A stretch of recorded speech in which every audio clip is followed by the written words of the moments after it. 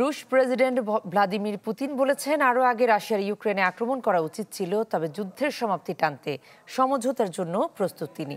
যুক্তরাষ্ট্রের নবনির্বাচিত প্রেসিডেন্ট ট্রাম্পের সঙ্গে আলোচনায় বসতেও রাজি তিনি। সিরিয়ার বাশার আল আসাদ সরকারের পতন ক্রেমলিনের জন্য কোনো পরাজয় নয় বলেও মনে করেন পুতিন। ঢালাইয়ের সেরা প্রিমিয়ার সিমেন্ট। প্রতি বছরের মতো এবারও রাশিয়ার বার্ষিক সংবাদ সম্মেলনে অংশ নিলেন প্রেসিডেন্ট ভ্লাদিমির পুতিন।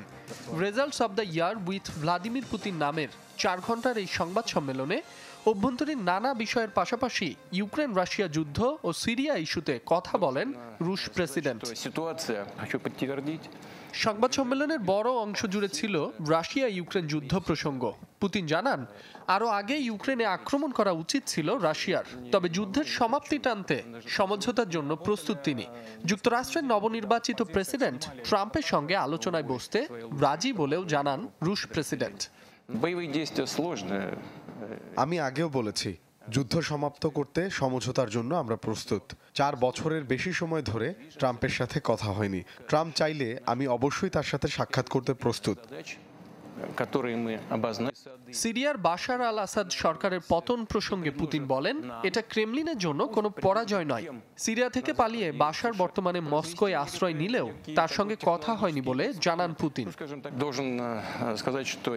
বাশারের সঙ্গে এখনো কথা হয়নি, তবে দ্রুত তার সঙ্গে কথা বলবো।